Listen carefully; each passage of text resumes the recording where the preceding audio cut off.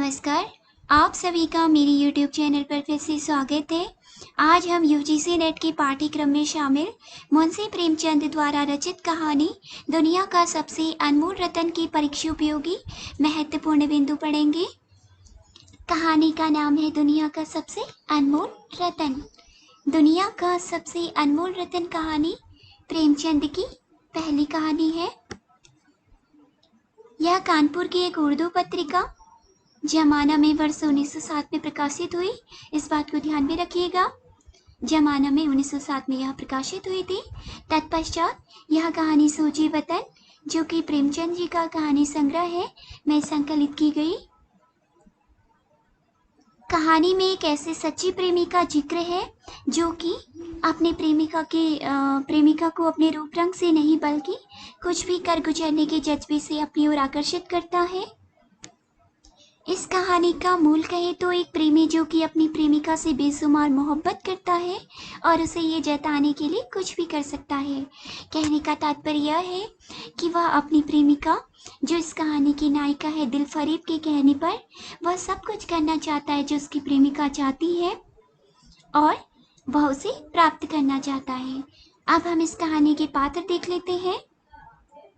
दिलफिकार कहानी का मुख्य पात्र है, यानी कि कहानी का नायक है, जो कि दिलफरीब से बेपनाह प्रेम करता है।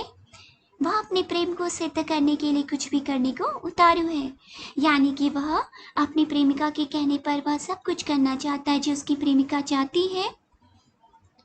दिलफरीब जिस कहानी की नायिका है, एक बेहद खूबसूरत स्त्री और कहानी की मुख्य नारी पात्र है। अब हम संक्षेप में इस कहानी का परिचय जान लेते हैं। इसमें दिलफरीब, जो कि इस कहानी की नायिका है, और दिलफिकार, जो इस कहानी का नायक है, से कहती है कि अगर तू मेरा सच्चा प्रेमी है तो जा दुनिया की सबसे अनमोल चीज लेकर मेरे दरबार में आ। उसे पहला रतन फांसी पर चढ़ने वाले काले चोर की आंखों से टपका हुआ आंसू मिला, किंतु दिलफरीब ने वह स्वीकार नहीं किया। वह दूसरा रतन प्रेमी तथा प्रेमिका की चिता की मुट्ठी भर राख लेकर दिलफरीब के दरबार में गया, किंतु वह भी सबसे अनमोल रतन नहीं माना गया। खून का वह आखिरी कतरा जो वतन की हिफाजत में गिरे, दुनिया का सबसे अनमोल रतन माना गया। इस कहानी में 3 रत्नों की चर्चा की गई है।